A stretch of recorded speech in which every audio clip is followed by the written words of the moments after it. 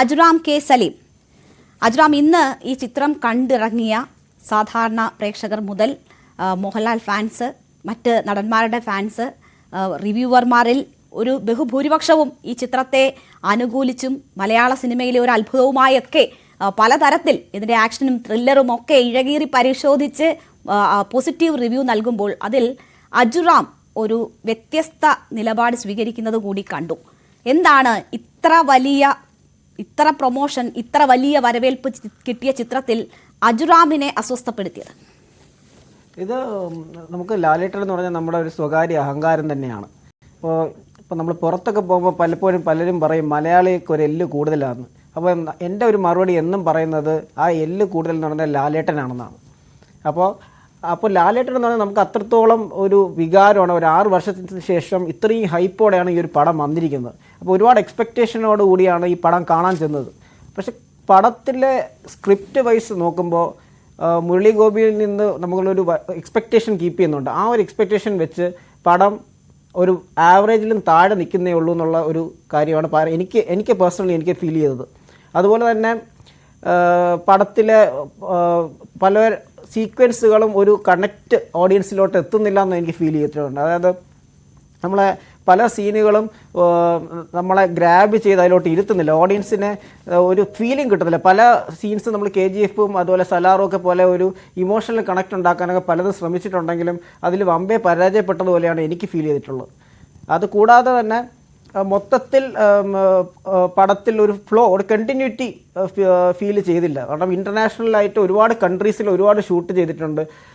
അതുപോലെ തന്നെ പെട്ടെന്ന് തന്നെ സ്റ്റീഫൻ നെടുമ്പള്ളി വരുന്നു, എബ്രഹാം പെട്ടെന്ന് കാണിക്കുന്നു. ഇതെല്ലാം കൂടെ കാണിക്കുമ്പോൾ ഒരു കണ്ടിന്യൂറ്റി ഓഡിയൻസിന് മിസ്സാവുന്നു. അത് വളരെയധികം ലാഗ് ഫീൽ ചെയ്യിക്കുന്നു. അതാണ് മേജറായിട്ട് ഇതിൽ വന്നിട്ടുള്ള ഒരു ഡ്രോബാക്ക് ആയിട്ട് ഞാൻ കാണുന്നത്. പിന്നെ സിനിമയുടെ ക്വാളിറ്റിയിലോ അതിൻ്റെ എങ്ങനെയാണോ ആ വിഷ്വൽസ് എടുത്തിരിക്കുന്നത് അതിലൊന്നും ഒരു പ്രോബ്ലമേ ഇല്ല. കാരണം അതൊരു വലിയ രീതിയിൽ ടെക്നിക്കൽ ലീപ്പ് തന്നെയാണ് മലയാളം ഇൻഡസ്ട്രിക്ക് വന്നത്. കാരണം പൃഥ്വിരാജ് സുകുമാരൻ്റെ ഡയറക്ഷൻ എല്ലാം നല്ല സ്ട്രോങ് ആയിട്ട് അതിൽ കാണാം. പക്ഷേ സ്ക്രിപ്റ്റ് വൈസിൽ ആ ഒരു സോളിഡ് സാധനം ഇല്ല എന്നാണ് എനിക്ക് ഫീൽ ചെയ്തത്. കാരണം ലൂസിഫർ അത്ര ഒരു മാസ്റ്റർ പീസ് ആയിട്ടുള്ളൊരു മൂവിയുടെ സെക്കൻഡ് പാർട്ടാണ് എമ്പുരാൻ. അപ്പോൾ അതുപോലെ ഇത്രയും വലിയൊരു ഹൈപ്പ് നമ്മൾ എങ്ങും കണ്ടിട്ടില്ലാത്തൊരു ഹൈപ്പാണ്. അതായത് നമ്മളെ പ്രീ സെയിൽസ് പോലും 50 കോടി കടക്കുന്നൊരു സിനിമ, അതായത് ബാഹുബലിയോ KGF ഇതിനെല്ലാം മറികടന്നിട്ടുള്ളൊരു മൂവി. ആ ലെവലിൽ വന്നൊരു മൂവിയിൽ നമ്മളെ എക്സ്പെക്റ്റേഷൻ എന്ന് പറയുന്നത് ഒരു വലിയൊരു ട്വിസ്റ്റോ അല്ലെങ്കിൽ ഒരു ഇൻ്റർവെൽ പഞ്ചോ ഇതൊക്കെ ഉണ്ടാവും എന്നുള്ളതാണ്.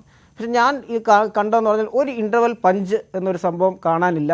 അതുപോലെ തന്നെ ക്ലൈമാക്സിൽ ഒരു വലിയ ട്വിസ്റ്റ് കാണാനില്ല. ഇലുമിനേറ്റി എന്ന് പറഞ്ഞൊരു കൺസെപ്റ്റിനൊന്നും കാണില്ല. ആരും ഒരു ആട്ടുന്നതും പ്രോപ്പറായിട്ടൊന്നും കണ്ടിട്ടില്ല എന്നുള്ളതാണ് സത്യം. കാരണം ഒരു വലിയ ഒരു ഇമ്പാക്റ്റ് ക്ലൈമാക്സിലോ ഇൻ്റർവെല്ലിലോ ഒന്നും കൊടുക്കാൻ സാധിച്ചിട്ടില്ല. അജുറാം, ഇതിൽ ഓവർ എക്സ്പെക്റ്റേഷൻ പല ചിത്രങ്ങൾക്കും വെല്ലുവിളിയാകുന്നത് നമ്മൾ കണ്ടിട്ടുണ്ട്. അത് എമ്പുരാന്റെ കാര്യത്തിൽ സംഭവിക്കുമോ എന്ന ഒരു ആകാംക്ഷ അല്ലെങ്കിൽ അങ്ങനെ ഒരു ആശങ്ക കഴിഞ്ഞ ലാസ്റ്റ് ദിവസം വരെ ഒക്കെ ഉണ്ടായിരുന്നു. കാരണം അത്രമാത്രം വലിയ പ്രൊമോഷനോട് കൂടി ഇറങ്ങുന്ന ചിത്രമാണ്. ഓവർ എക്സ്പെക്ടേഷൻ, 6 വർഷത്തെ കാത്തിരിപ്പ്, അതാണോ അജുറാമിന്റെ കാര്യത്തിൽ സംഭവിച്ചത്? അല്ലെങ്കിൽ ഇതിൽ ഏതെങ്കിലും തരത്തിൽ തൃപ്തരാകാത്തവരുണ്ടെങ്കിൽ അവരെ പിന്നോട്ട് വലിക്കുന്നത് ഓവർ എക്സ്പെക്ടേഷൻ ആണോ? ഓവർ എക്സ്പെക്റ്റേഷൻ മാത്രം എന്ന് ഞാൻ പറയത്തില്ല. കാരണം എന്ന് പറഞ്ഞാൽ ഇതിൽ ഒരുപാട് പൊളിറ്റിക്കൽ സീക്വൻസസ് കാണിക്കുന്നതും നമ്മൾ ഒരുപാട് ഈ അടുത്തിറങ്ങിയ പടങ്ങളിലുള്ള സിമിലർ സ്റ്റോറിയാണ്. ഇതിലൊരു പുതുമയില്ല എന്നുള്ളതാണ് ഇതിലെ മേജർ പ്രോബ്ലം.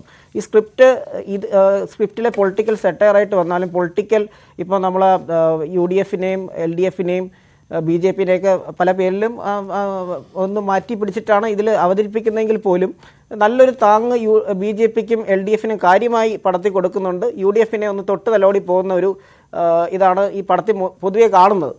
കാരണം അതിൻ്റെ ഒരു IUF എന്ന് പറഞ്ഞൊരു പാർട്ടി എന്ന് പറയുമ്പോൾ ഒരു UDF എന്നുള്ളൊരു കൺസെപ്റ്റിലാണ് നിൽക്കുന്നത് കൊണ്ടും കൂടെ ആയിരിക്കാം. പക്ഷെ എന്നാലും ഈ ഒരു വർഗീയത, അതുപോലെ ഹിന്ദു മുസ്ലിം ഫൈറ്റ് സീക്വൻസുകൾ ഇതെല്ലാം വളരെയധികം ഒരുപാട് പടങ്ങളിൽ ഓൾറെഡി നമ്മൾ കണ്ട സാധനമാണ്. ആ സെയിം സാധനം തന്നെ ഇപ്പോൾ പഴയ വീഞ്ഞ് പുതിയ ഉപ്പിലിടുന്ന ഒരു കാര്യമാണ് ഇപ്പോഴും ഇതിൽ സ്ക്രിപ്റ്റിൽ മുരളി ഗോപി ചെയ്തിരിക്കുന്നതെന്നുള്ളതാണ്. അപ്പോൾ അതുകൊണ്ട് ഒരുപാട് കണക്ട് ചെയ്യാൻ സാധിക്കുന്നില്ല. ഇപ്പോൾ ഒരു KGF-ഓ സലാറോ അതിലെ പോലെ ഒരു ഇമോഷണൽ കണക്ട് ഉണ്ടാക്കാൻ ശ്രമിച്ചിട്ടുണ്ട് ആ ഫസ്റ്റ് ഹാഫിൽ. പക്ഷേ ഫസ്റ്റ് ഹാഫ് നന്നായിട്ട് എടുത്തിട്ടുണ്ട്. കാരണം starting first half an hour വളരെ മനോഹരമായിട്ടൊരു നമുക്ക് തന്നെ തോന്നുന്നു ഒരു നല്ലൊരു പിക്ചർ രാജമൗലി ഒക്കെ ഡയറക്റ്റ് ചെയ്യുന്ന ലെവലിലുള്ള ഒരു പിക്ചറൈസേഷൻ ഉണ്ട്. പക്ഷെ അത് കഴിഞ്ഞ് കുറച്ച് പോർഷൻ കഴിയുമ്പോഴത്തേക്കും നല്ല ലാഗ് ഫീൽ ചെയ്തത്. കാരണം നമ്മൾ ലാലേട്ടൻ നമ്മൾ കാണുന്ന 1 മണിക്കൂറിന് ശേഷമാണ് ലാലേട്ടനെ കാണുന്നത്. രാജുവേട്ടനെ എക്സ്പെക്ട് ചെയ്യുന്ന നമ്മൾ അതിന് മുമ്പേ നമ്മൾ എക്സ്പെക്ട് ചെയ്തിരിക്കുന്നത് നമുക്ക് രാജുവേട്ടനെ കാണുന്നത് സെക്കൻഡ് ഹാഫിന് ശേഷമാണ്. അപ്പോൾ അത്രയും നേരം ഒരുപാട് സ്റ്റോറി പ്ലോട്ട് ചെയ്യാനോ ബേസ് സെറ്റ് ചെയ്യാനോ ഒക്കെ ആയിരിക്കാം അത് ചെയ്തിരിക്കുന്നത്. പക്ഷേ അത് വളരെയധികം ലാഗ് ഫീൽ ചെയ്യിക്കുന്നു എന്നുള്ളതാണ്. കാരണം പെട്ടെന്ന് എബ്രഹാം ഖുറേഷി വരുന്നത് വളരെയധികം പഞ്ചോടെ ഉള്ളൊരു ഇമ്പാക്റ്റ്ഫുൾ ഒരു ലോഞ്ചാണ്. ലാലേട്ടൻ വരുന്ന ഫാൻസൊക്കെ ഭയങ്കര സന്തോഷമാകുന്നു. അതുപോലെ ഞാൻ വളരെയധികം ഹാപ്പി ആയിരുന്നു. ഭയങ്കര നൈസായിട്ടൊരു ലോഞ്ച് വന്നു. ലാലേട്ടൻ അവസാനം വന്നു 1 മണിക്കൂർ ഇരുന്ന് കണ്ണൊക്കെ ഒരുമാതിരി ഉറങ്ങി വരുന്ന ഒരു സിറ്റുവേഷൻ വന്നപ്പോൾ ലാലേട്ടൻ വരുന്നു ഭയങ്കര സ്ട്രോങ് ആവുന്നു. വന്ന ലാലേട്ടൻ പിന്നെ ബാക്കി വരുന്ന ഫസ്റ്റ് ഹാഫിൽ ഒരു കോട്ടുമൊക്കെ ഇട്ടിട്ട് അങ്ങ് വെറുതെ ഇരിക്കുന്ന പോലത്തെ ഒരു ഫീലാണ്. അതായത് എബ്രഹാം ഖുറേഷിക്ക് ആ ഒരു ഇമ്പാക്റ്റ് ഫസ്റ്റ് ഹാഫിൽ പിന്നെ അങ്ങോട്ട് തരാൻ സാധിക്കുന്നില്ല. പിന്നെ ഒരു ഇൻ്റർവെൽ പോകുന്ന ഒരു പഞ്ചും ഇല്ലാത്തൊരു ഇൻ്റർവെൽ. നമുക്ക് എന്തെങ്കിലും ഒരു എക്സ്പെക്റ്റേഷൻ വേണ്ടേ? സാധാരണ ഏതെങ്കിലും ഒരു പടത്തിൽ നമുക്ക് അടുത്ത് കാണാനായിട്ടുള്ള ഒരു ആകാംക്ഷയിൽ നിർത്തുന്ന ഒരു ഇൻ്റർവെല്ലായിരിക്കും നമ്മൾ പ്രതീക്ഷിക്കുന്നത്. ഈ പടത്തിൽ അങ്ങനെ ഒരു സംഭവം ഉണ്ടായിട്ടില്ല. പിന്നെ അത് കഴിഞ്ഞ് ഇൻ്റർവെൽ കഴിഞ്ഞിട്ട് സ്റ്റീഫൻ നെടുമ്പള്ളിയായിട്ട് ലാലേട്ടൻ്റെ ഒരു വരവുണ്ട്. അതൊരു മരണമാസ സീനാണ്. അതൊന്നും നമുക്ക് ഒന്നും പറയാനില്ല. അതൊക്കെ തിയേറ്ററുകൾ കുലുക്കിക്കൊണ്ടാണ് ആ എൻട്രി എന്ന് തന്നെ പറയാം. മറിച്ചാണ് വരുന്നത്. സ്റ്റീഫൻ നെടുമ്പള്ളി എന്ന് പറയുന്നത് ലാലേട്ടൻ ഫുൾ ജസ്റ്റിസിൽ കാര്യം ചെയ്തിട്ടുണ്ട് നല്ല രീതിയിൽ.